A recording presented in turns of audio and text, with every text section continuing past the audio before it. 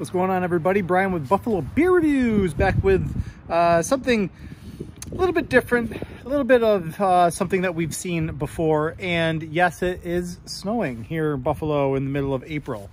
Ready for this nice weather to finally pop, but it's just not going away. Anyway, today we're going to take a look at a brewery right over the border from us in Hamilton, Collective Arts. We all know Collective Arts. We love Collective Arts. It's another one of those names similar to like a Thin Man, where they have so many can releases that you could pretty much dedicate an entire channel just to Collective Arts releases. Today we're going to take a look at their Blueberry Sour with Cacao Nibs, or Cacao Nibs, or Cacao, however you want to say it. It's a sour, 5.6% with blueberries and the nibs. So I really was kind of caught off guard with how much I was going to enjoy this beer. Sorry, the wind picked up really bad right there. I just wanted to make sure nothing was going to fall over. Like I was saying, I was really caught off guard by how much I was going to enjoy this beer. I know that there's a couple of local breweries around the Buffalo area that make a very similar product. But if you don't live around the Western New York area, or you don't have great access to, say, distribution from those guys, and you see this is as healthy of a contender as you're going to get. You take a look at this thing right out of the can, and it's this really great, like grape jam sort of purple. Do you know what I mean? And we're going to take, again, this is the Blueberry Sour from Collective Arts. And it's like this really like inner glowing sort of fluorescent reddish pink with this, just this great looking freaking beer, man. It's awesome.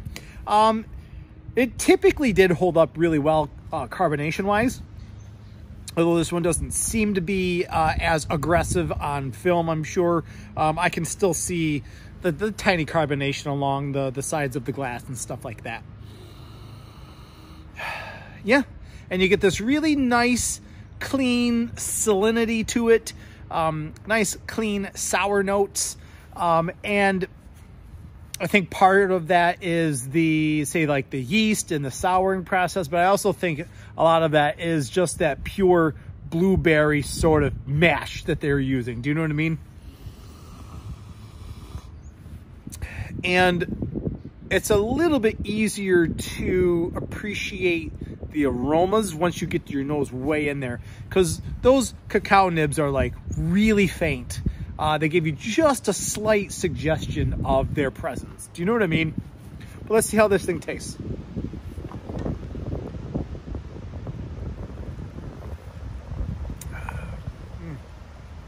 It's a great sort of sensation. There's a lot going on here. I mean, it doesn't sound like a complex brew, right? Blueberry sour, but it has this great, even if you're not, I think, a fan of the sours, it's got this great sour sort of presence. Not overwhelming, not off the deep end, but it's there. It's got a little bit of a backbone, and you can really appreciate it without having your whole mouth pucker up. Do you know what I mean? But you do get this great semi-sweet sort of presence, kind of like a sweet and salty, sweet and salinity sort of presence to the blueberries. And they just work well in the sour sort of world that this beer is existing in. And then I feel like right off that trailing end of the beer, you get this sort of cacao nibs sort of presence. It's one time I drink it and I could be convinced it's like this light chocolatey sort of flavor, and another time that I drink it, I can be convinced that it's more of like a dark coffee sort of flavor, and then another time I drink it and I can be convinced that it's like a chocolate covered coffee bean sort of presence. Either way, it really is enjoyable to let this sour kind of quaff in your sinuses and see what kind of flavor experience you get each time around. It's nice.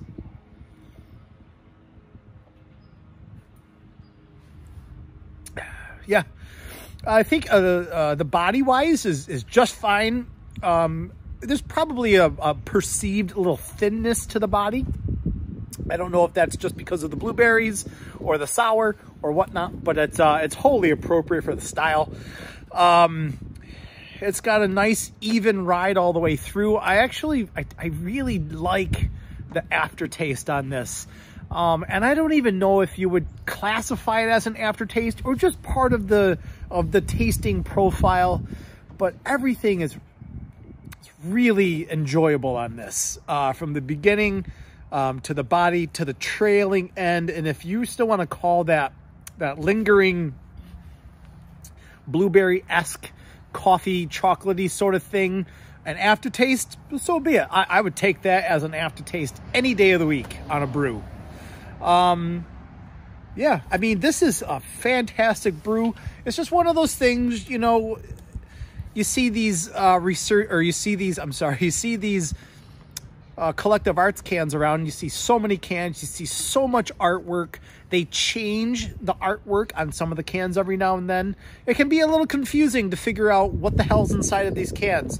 So I hope you guys really clicked on this just to see what was inside of this dark blue can. You know what I mean? And I was really pleasantly surprised by the whole experience. Whew, this is not going to be a hard beer to finish. The 4-pack's pretty much blown right through, and this is something that I would go out of my way, even during the quarantine, to go buy another 4-pack of. I liked it that much. So I hope you guys enjoyed the video, a little look into this Collective Arts brew. I hope you liked it as much as I enjoyed making it, and I really appreciate the clicks and the watches, and eventually we'll start seeing each other around town. So stay safe, everybody, and cheers.